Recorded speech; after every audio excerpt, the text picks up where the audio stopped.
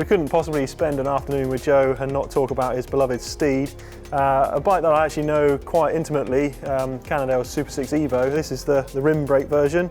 I'm on the disc, absolutely love the bike, so I thought we'd grab a few minutes and run us through your spec and bike in general.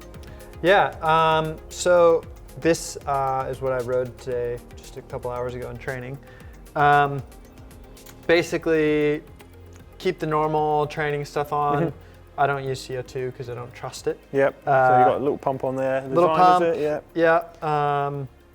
Bring spare tube, multi-tool, patch kit. You don't have the luxury of a following team car when you're out training? No, unfortunately not. Get that in the contract next time. Sometimes. Yeah, sometimes. Sometimes. Yeah, if I head down to Girona, sometimes. The thing is though, around here there's so many pros, if you puncture, someone's going to be riding along at some point and be like, yeah, I'll go on, we'll help him out. Yeah.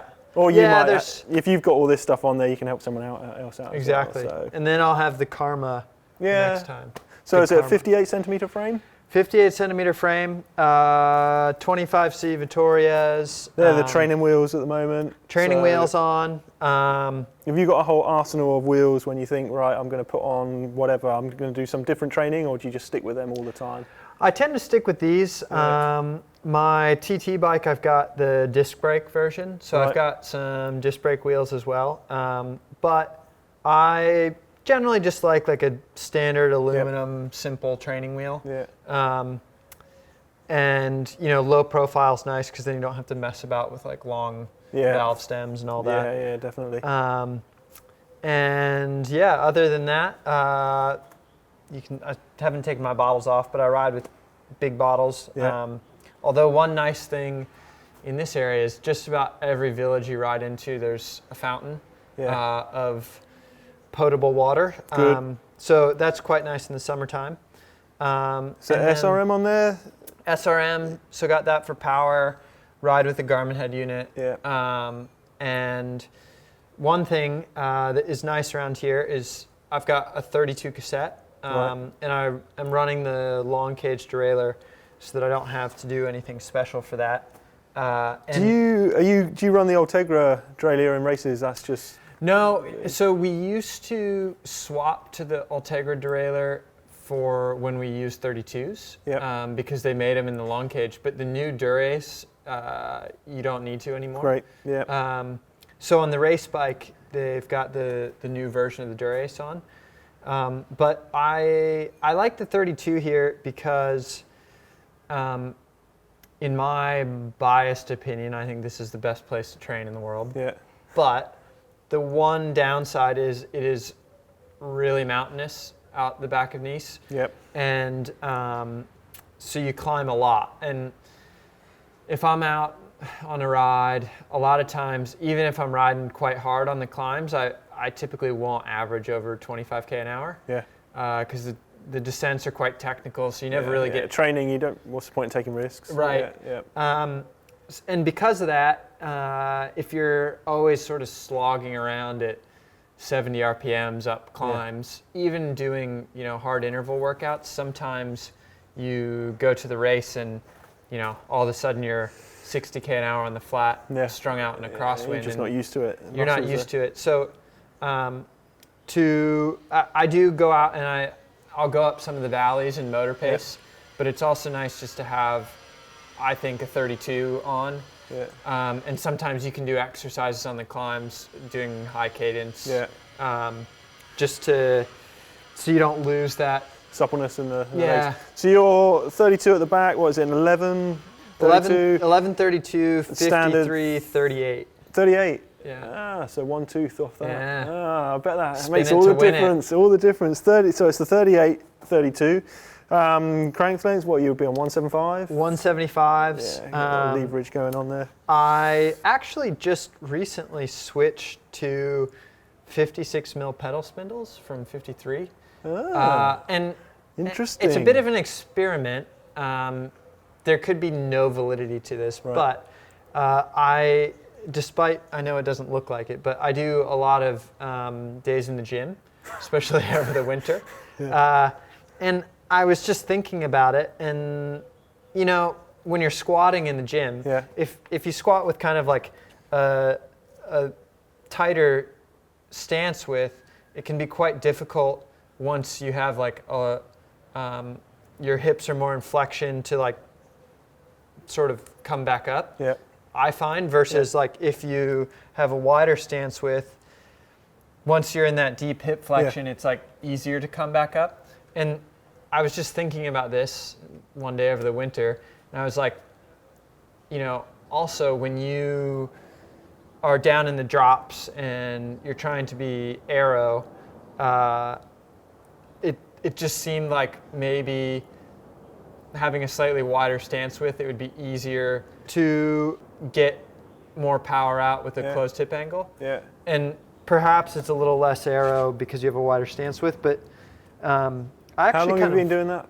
Just when did you the last test it? 2-3 months. Okay. And I feel more comfortable with it.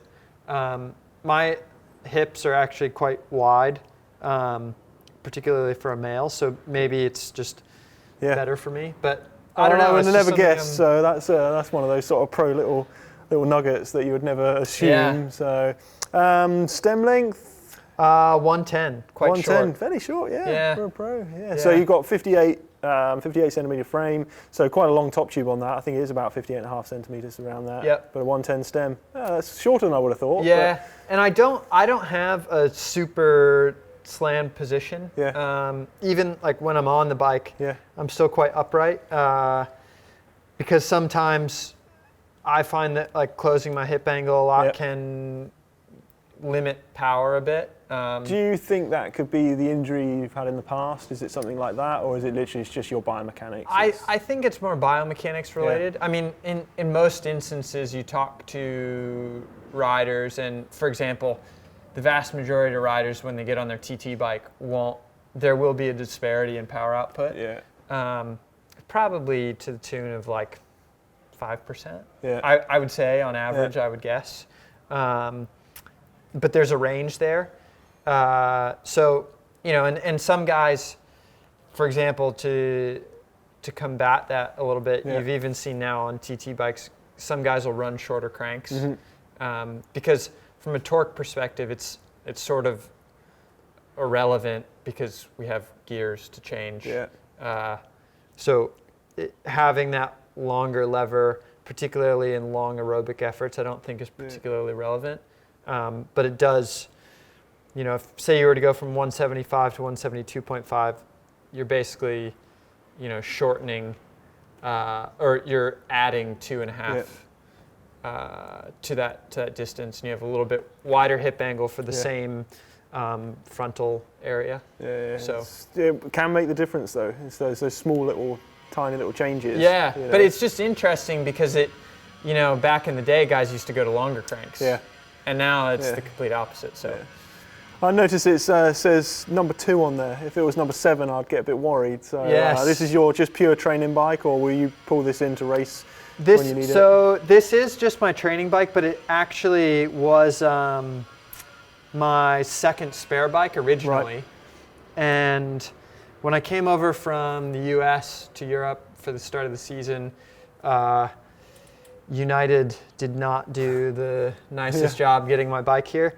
And so actually speaking to, you know, how great our staff and mechanics are, I had a broken frame from the travel, and our head mechanic drove 5 hours from Girona the same day, brought me a bike, was here back in the garden and built up a brand new frame for me the same day. Sweet. And I was riding on this bike the next day. So, we get treated pretty well. Yeah, very well.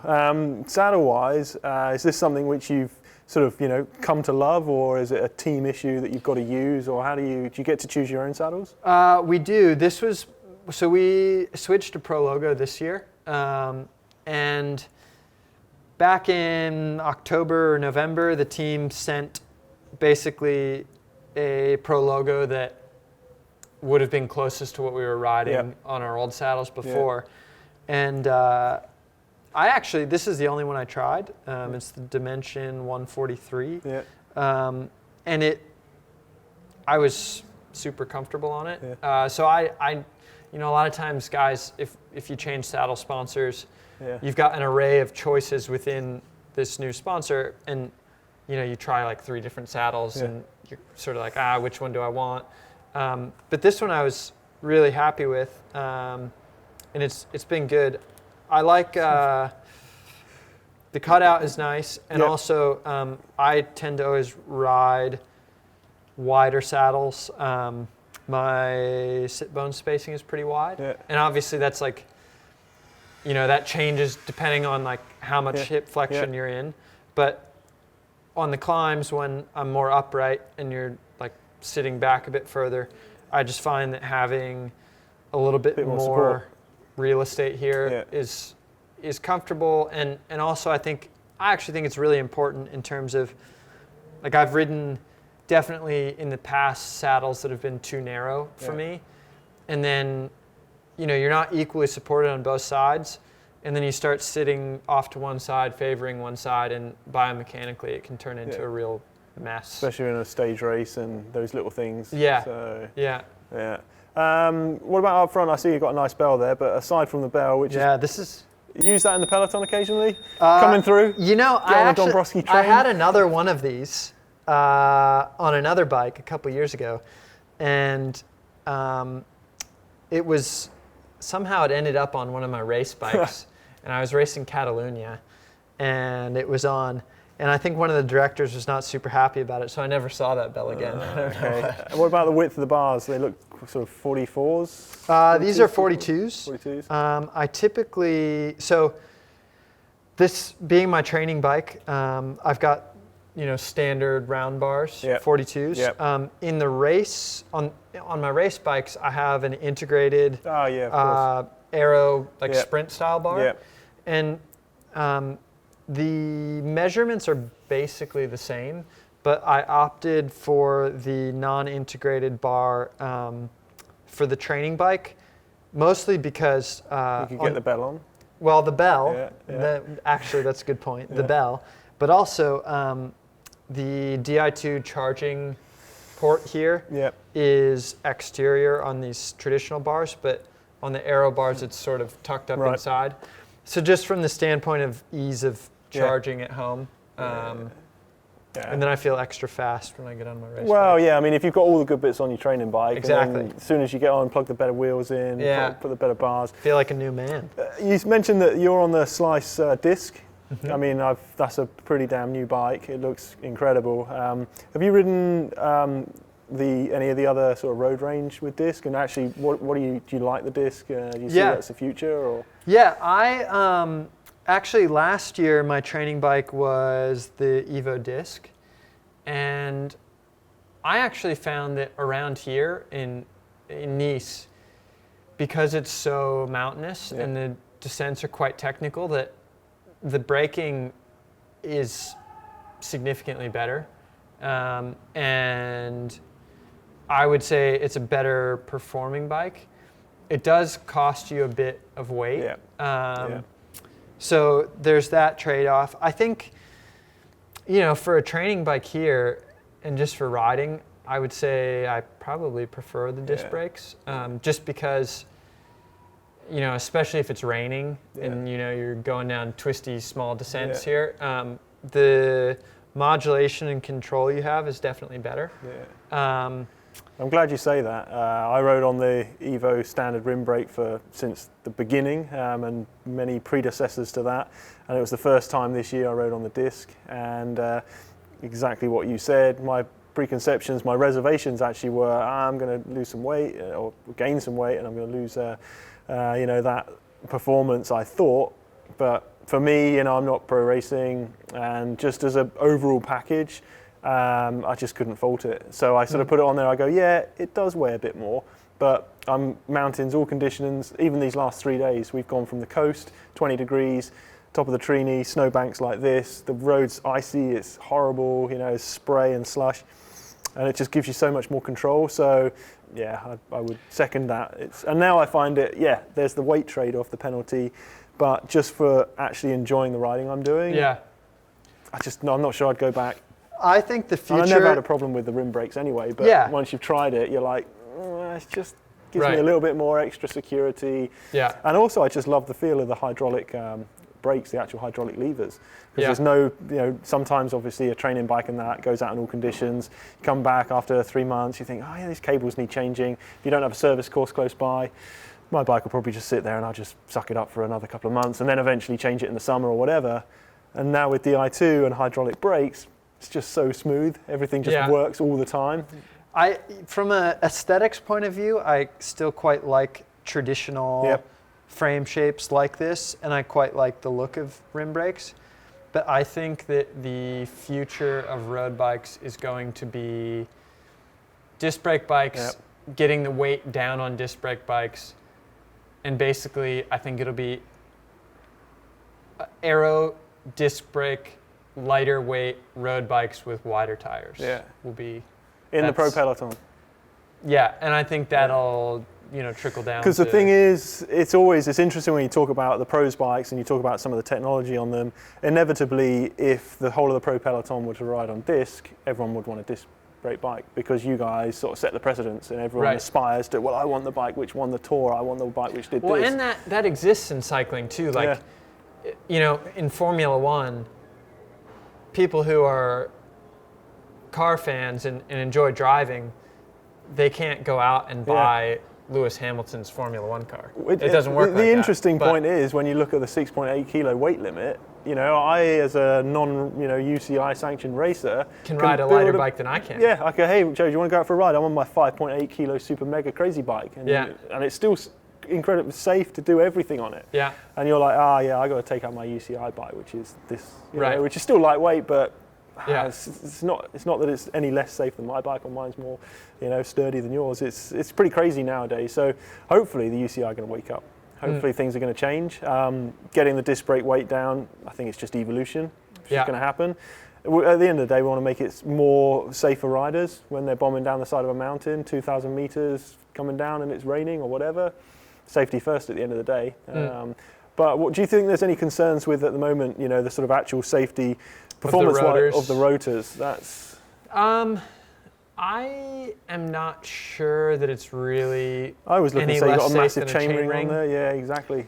I mean, I will admit I've been in the bunch behind guys on disc brakes, and it's been strung out single file, and you're looking down at the wheel in front of you, and you're like, that doesn't really look super nice. Yeah. But I don't know if it's really any more dangerous. Yeah. The one thing that I do think is potentially more dangerous is having mixed, particularly on wet days, having guys that are on rim brakes and having guys that are on disc brakes. An example would be, typically we're racing on carbon wheels now, and say you're doing a wet mountain stage, you come into a switchback on rim brakes, that it takes some time for the water to clear. And sometimes you almost have this sensation that you grab the brakes and your bike's accelerating, because you expect to slow down, but nothing's happening. And you don't get that with disc brakes. Basically, right off the bat, as soon as you pull the lever, you're going to slow down. And I'm not sure that it's a great idea, particularly in conditions like that riders have such a different amount of time until brakes start engaging.